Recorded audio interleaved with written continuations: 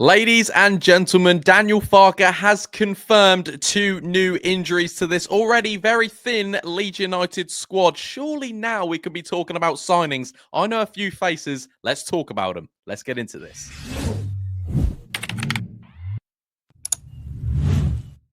All right, guys, what's going on? My name is Ollie Ward. Welcome back to the Ollie Ward channel. Happy Monday. Hope you've all had a great start to your week and you're ready for the latest Leeds United transfer news and rumours. With a twist, we're doing the 5 things we learned from the Sheffield Wednesday game as well. Before we do get into it, be sure to smash. Let's go for 300 likes. This is day 20 of consistent Ollie Ward. I've uploaded every day of January. Hope you guys have been enjoying it. Also, subscribe if you are new. We smashed 19,600 subscribers. Let's get to 20k ASAP. Get down there and subscribe and get your comments on everything we spoke about today. Your Sheffield Wednesday reaction, your Norwich prediction. I want to know. Let me know in the comments down below. Without further ado, let's get into this very different Leeds United transfer rumours video. We're starting off with, obviously, in Daniel Farke's press conference today for the Norwich game that Leeds United play on Wednesday night. He's confirmed 2 new injuries. Manor Solomon, who's arguably been Leeds United's best player so far this season,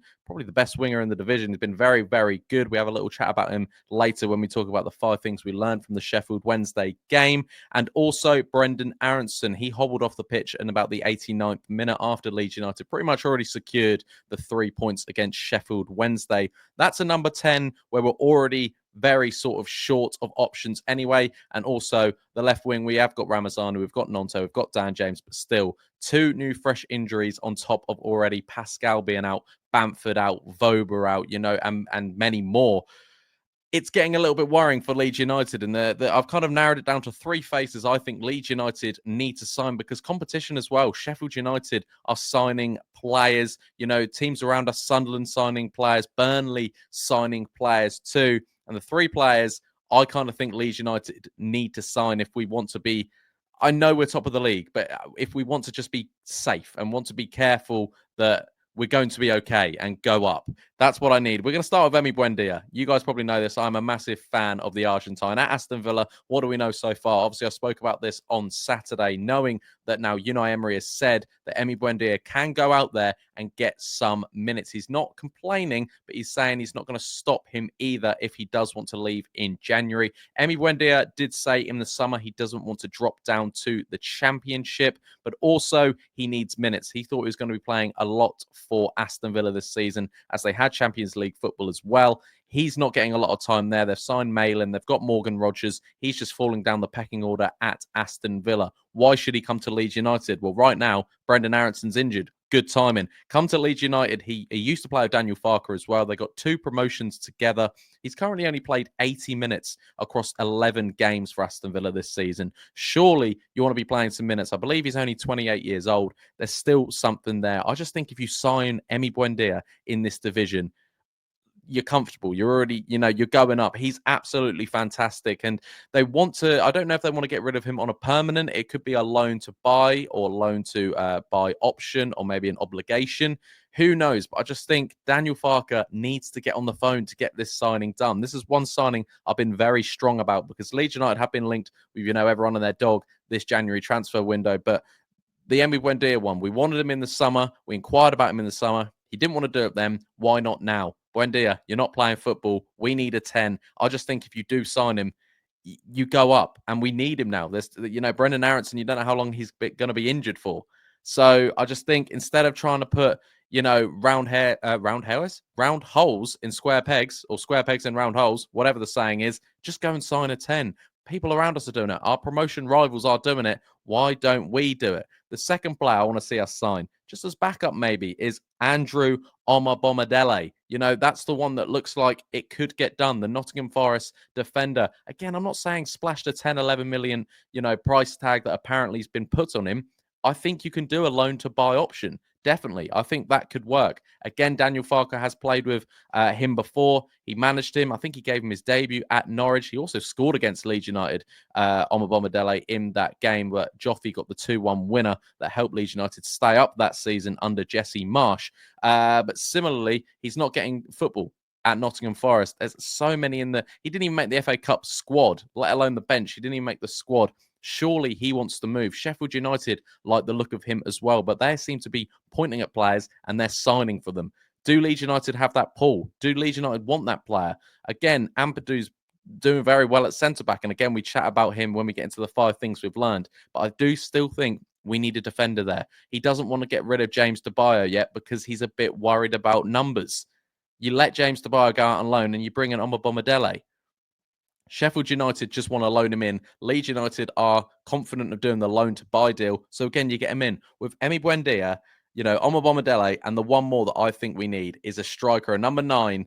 I'm not saying Berisha. I'm actually saying Kelechi Iheanacho. And people were saying to me that they didn't want to see him. I know for Sevilla, he hasn't scored any goals in 9 games. But what he done for Leicester, I thought he's such an underrated player. And I think in this division, the way we create goals is from the wingers, and the winger getting in, actually having a natural number 9 in there, like Kelechi Iheanacho, I just think would work. And Victor Orta, who is the director at Sevilla, obviously ex-Leeds United man, has said he can go out in January and go and get either loaned somewhere or whatever. Leeds United have already got 2 loans, so there is option and there is, room for more loans that we can bring in. We've only got Manuel Solomon and Joe Rothwell, on loan. So I think the 3 signings Leeds United need to make is Emi Buendia, Andrew Omobamidele, and Kelechi Iheanacho. I would love to see these 3. It's a number 9, it's a defender, it's a number 10.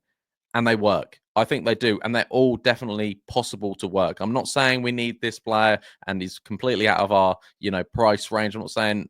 I just think these 3, they've already been linked with Leeds United. Why don't we get them done? And hopefully, I think these 3 are actually 3 that haven't really been fully shut down. I know there's been some rumors that have been completely shut down by some reliable journalists, but these 3 haven't really been shut down, and that's you got to think about that. Maybe Leeds United are keeping this quiet, and hopefully, I would like to see these 3 walk through the door. But I know a lot of you in the comments are going to tell me, Ollie, don't get your hopes up. We're not going to make any signings, but I think Leeds United need to make 1 or 2. We really, really do, or maybe even 3. Let's get into the 5 things we learned from Sheffield Wednesday, or Leeds United versus Sheffield Wednesday, shall we? We'll start off with number 1. We're going to go with Solomon is our best player. Obviously now injured and looks like he could be missing the Norwich game. Solomon, absolutely brilliant. Like, he's the best winger in the division. He's our best player. He scored again. He just creates chances. You need to start Solomon. Would you guys pay a permanent price for Solomon? I don't know how much he's worth right now, but I think it's hard because people before were saying send him back to Spurs when he had a few bad games. I actually believed in him. I thought he started the season brilliantly. He got injured, came back, looked very sloppy. He's got back to 100% fitness, and now he's the best, winger in the league. 100% best player for Leeds United this season so far, maybe, or especially in these last few games. I think he's been absolutely brilliant. Solomon. Number 2, we're talking Jayden Bogle is so underrated. He's arguably up there with Tanaka for signing of the season. He is brilliant, Jayden Bogle. A lot of people keep saying he can't defend. I'm not seeing that at all. I thought he had another brilliant game, and I don't have the stats on me, but the stats he had from that Sheffield Wednesday game were absolutely brilliant. Again, he barely puts a foot wrong. I know his debut, he wasn't brilliant against Portsmouth, but apart from that, I think he's been so solid, and I know a lot of Leeds fans are very happy with the signing of Jayden Bogle. I'm really enjoying him. I think, when you look at that starting 11, I think he's the first name on the team sheet for me right now. I think he does absolutely brilliant at right back, and I'm very impressed with Jayden Bogle. Number 3 here. Let me know what you guys think in the comments down below. Ampadu at centre-back currently is better than Ampadu at centre-mid. As it time we have that little bit of a chat that actually Ampadu at centre-half is because he's so comfortable back there and he played there so much last year. I actually genuinely think he's more comfortable at centre-back this season, and he's looked better there than he does in the middle of the park. He got man of the match yesterday for the 3-0 win over Sheffield Wednesday. He looks like proper captain back there, and then it makes the argument, do we actually need a centre-half? Yes, we definitely do for cover. You don't know what Max Wober's doing. Obviously, Pascal's out. Joe Rodon gets injured all the time, but he's normally fine. But Ampadu, are we having that conversation yet? Whereas Tanaka and Rothwell, or Tanaka and Gruev, or Gruev and Rothwell, and then you have Ampadu at centre-back, because I think when he does play centre-mid, he drops into old habits and drops into a centre-half spot anyway. So you have 3 at the back anyway. So I kind of am preferring Ethan Ampadu at centre-back. I don't know what about you guys. Let me know in the comments down below. Number 4, we've gone with Ramazani needs to start. He had about, I don't even know, probably about 10, 15 minutes on the pitch. He got a goal and an assist. And the backflips are back, baby. They were absolutely lovely. I love the backflip celebration from Largi Ramazani. Scored a lovely goal with his left foot. Set up Tanaka's goal for the 3rd goal. He surely needs to start against Norwich. He surely needs to start. If Solomon is injured, you start him. If Solomon isn't injured, you still start him. Sorry, Dan James. I do love you, but Ramazani and Solomon, I want to see him on the pitch together. I don't know who would start what side, but they need to start together. Ramazani deserves a start, and I think he should be starting on Wednesday. And last but not least, number 5 of the 5 things we've learned from Leeds United versus Sheffield Wednesday. As I've said it all season, points over performances this season. Wasn't the prettiest of Leeds United performances. You know, fairness to Danny Roll and Sheffield Wednesday, they came to Ellen Road, they played football, they look a very, very decent side. Probably the scoreline flattered Leeds a little bit to make it 3-0 in the end, but we got to see this season, ladies and gentlemen. It's going to be points over performances. I watched Leicester last year. They didn't impress me too much, but look, they went up, they got the points, they won the league. I think Leeds United will do the same. I'm very much impressed with Leeds United's game management this year. You know, yes, it can be a bit annoying when we're 1-0 up at home and we're kind of trying to defend a lead. But at the end of the day, when you look back at the season, you want to see, you know, the 3 points on the board. You don't necessarily care about the performances, because who remembers the performances back in November? Me neither. So there we are. That's what I think. So the 5 things we've learned is Solomon is our best player right now. Jayden Bogle is so underrated. Is Ampadu better at centre-back than he is central midfield? Ramazani needs to start Wednesday, and points over performances, people. And the 3 I think Leeds United need to sign if we want to get back to the Premier League: Emi Buendia, Andrew Omobamidele, and Kelechi Iheanacho. What do you guys think? Let me know in the comments down below. I've been Ollie Ward. You guys have been excellent, and hopefully I'll catch you in tomorrow's video. Cheery. Oh.